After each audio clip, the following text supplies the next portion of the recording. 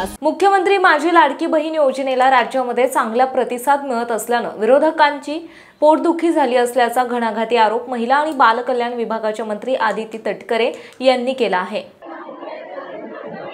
योजना आहे की योजनेसंदर्भामध्ये टीका केली जाते, विरोधकांना टीका केली जाते की हे निवडणुकीच्या लक्षात ठेवून हे केलं जाते। मुख्यमंत्री माझी लाडकी बहीण ही योजना ज्या वेळेला अर्थसंकल्पामध्ये राज्याचे उपमुख्यमंत्री आणि अर्थ व नियोजन मंत्री अजितदादांनी घोषित केली, साधारणपणे त्या दिवसापासूनच विरोधकांकडून या योजनेवर जोरात टीका ही सुरू आहे। कारण ही योजना अधिकाधिक महिलांपर्यंत पोहोचते, त्याला महिलांच्याकडून मोठ्या पद्धतीनं प्रतिसाद मिळत आहे आणि म्हणून कुठे ना कुठेतरी काहींना या संदर्भातली पोटदुखी झालेल्याची पाहायला मिळते। कालसुद्धा काही वर्तमानपत्रांमध्ये काही वृत्तवाहिनींमध्ये बातम्या आल्या की अर्थ विभागाचा या योजनेसाठी विरोध असताना ही योजना सुरू केली। मला आपल्या माध्यमातून तमाम माझ्या माता भगिनींना सांगायचं आहे, महाराष्ट्राच्या जनतेला सांगायचं आहे की एखादी योजना ज्या वेळेला एखादा विभाग सुरू करत असतात त्यावेळेला त्या योजनेअंतर्गत प्रस्ताव हे विभागाच्या माध्यमातून पाठवले जात असतात आणि ज्या ज्या विभागाकडे ते प्रस्ताव जातात, जो संबंधित निगडीत विभाग असतो, जसं उदाहरण महिला व बालविकास विभागाकडून अर्थ विभागाकडे ज्या वेळेला हा प्रस्ताव गेला त्यावेळेला कुठलीही नवीन योजना आणत असताना त्याचे सगळ्या बाबी या प्रस्तावाच्या तपासून घेतल्या जात असतात आणि एकदा योजना बजेटमध्ये घोषित केली त्यावेळेला या सगळ्या प्रस्तावाची चर्चा करून त्याच्यावर सगळे योग्य ती कारवाई करूनच एखाद्या बजेटमध्ये अर्थसंकल्पामध्ये योजना आणली जाते। त्याच्यामुळे ज्या काही खोट्या बातम्या पसरवल्या जात आहेत की अर्थ विभागाचा या संदर्भामध्ये काही विरोध होता, मला जबाबदारीने या निमित्ताने सांगायचं आहे। विरोधक या योजनेवर कितीही टीका करीत असले तरी उपमुख्यमंत्री तथा अर्थमंत्री अजितदादा पवार यांनी मुख्यमंत्री माझी लाडकी बहीण योजना जबाबदारीने तयार केली आहे। त्यामुळे 19 ऑगस्टच्या पूर्वसंध्येला पहिला हप्ता महिलांच्या बँक खात्यात जमा होणारच असा विश्वास आदिती तटकरे यांनी व्यक्त केला आहे की अजितदादांनी ही योजना घोषित केल्यानंतर कुठेही अर्थ विभागाने, नियोजन विभागाने, वित्त विभागाने कधीही या संदर्भामध्ये नकारात्मक प्रतिक्रिया किंवा कुठलीही नकारात्मक बाब ही नमूद केलेली नाही। या सगळ्या बाबी तपासूनच ही योजना घोषित केलेली आहे।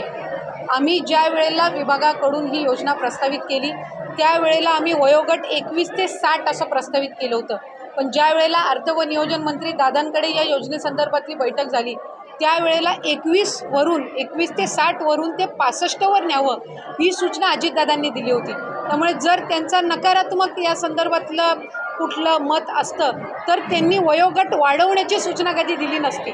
वयोगट वाढवल्याने जवळपास 14.5 लाख लाभार्थी वाढलेले आहेत। त्याच्यामुळे कुठेही या संदर्भातला जो संभ्रम निर्माण केला जातोय हा यासाठीच आहे कारण या योजनेला प्रतिसाद मिळतोय।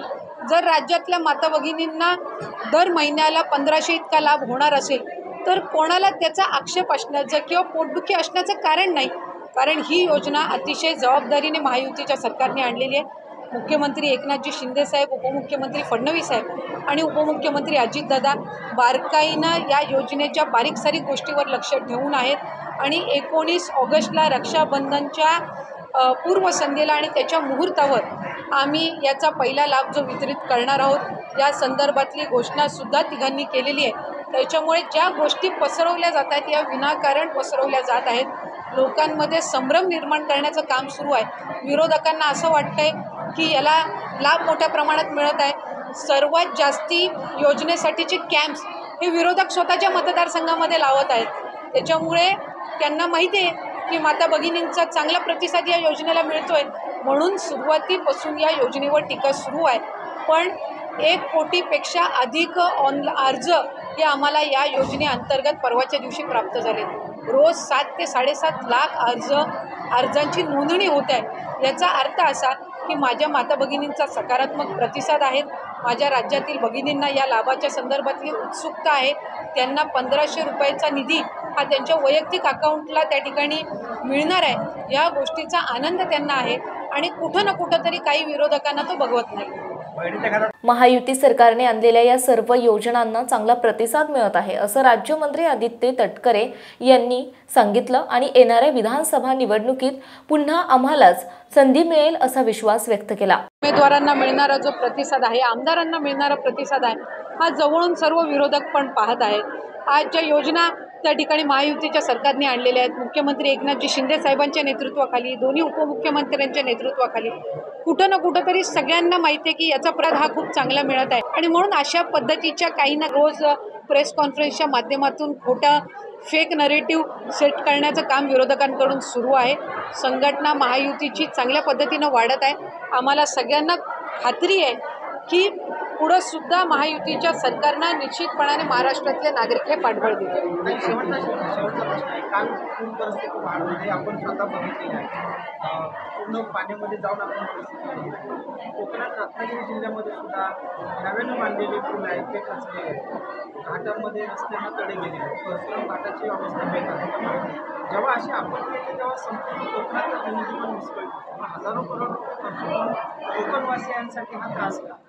आणि एक तर या महायुतीच्या सरकारच्या कालावधीमध्ये आपत्ती व्यवस्थापन केंद्र असतील, NDRFचे बेस कॅम्प्स असतील, हे त्या ठिकाणी आणण्यासाठी आम्ही सर्वच जणांनी पुढाकार घेतला. आज आपला परशुराम घाट असेल किंवा जे काही नॅशनल हायवेचं सुद्धा जे रखडलेलं काम आहे त्याच्या संदर्भात सुद्धा खासदार तटकरे साहेबांनी गडकरी साहेबांची भेट घेतली. त्याची एक विशेष बैठक ते त्यानिमित्ताने लवकरच अधिवेशनाच्या कालावधीतच, पार्लमेंटचं अधिवेशन सुरू आहे त्या कालावधीतच ते त्या ठिकाणी घेणार आहेत. सार्वजनिक बांधकाम विभागाचे मंत्री रवींद्र चव्हाण साहेब आहेत, यांनी सुद्धा सातत्याने गेल्या 2 महिन्यापासून अधिकाधिक रस्त्याच्या कामासाठी गती देण्याचा प्रयत्न हा केलेला आहे. शेल्टर होम्स, आपत्ती व्यवस्थापन केंद्र आणि त्याचबरोबर या नैसर्गिक आपत्तींच्या कालावधीमध्ये अधिकाधिक त्या ठिकाणी सुविधा या उपलब्ध होण्याच्या दृष्टिकोनातून आम्ही सकारात्मक पावलं उचलत आहोत. निवारा शेडचं कामसुद्धा लवकरात लवकर सुरू होणार आहे. जे काही नादुरुस्त पूल असतील याच्या संदर्भातला पाठपुरावासुद्धा इथले पालकमंत्री म्हणून उदय सामंत साहेब असतील, प्रतिनिधी म्हणून किंवा खासदार म्हणून तटकरे साहेब असतील, इथले स्थानिक आमदार म्हणून योगेशजी असतील किंवा एक राज्यातील त्यांची सहकारी मंत्रिमंडळातील सहकारी म्हणून आम्ही सगळेच त्यानिमित्ताने करू. एखादी आपत्ती आल्यानंतर पहिला प्रयत्न आमचा हा असतो की अधिकाधिक तिथं लोकांपर्यंत पोचून त्यांना शासनाकडून जे काही रिलीफ आहे ते त्यानिमित्ताने द्यावं. मला या ठिकाणी सांगायचं आहे की 3 दिवस जो मुसळधार पाऊस झाला, पुढचे आणखीन 2 दिवस रेड आणि येल्लो अलर्ट दिलेला आहे.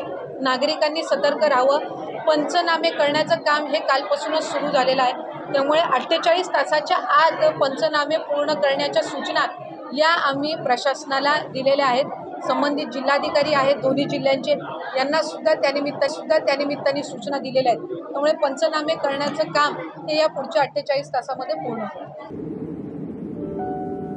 समंदर की गोद में पला है तू,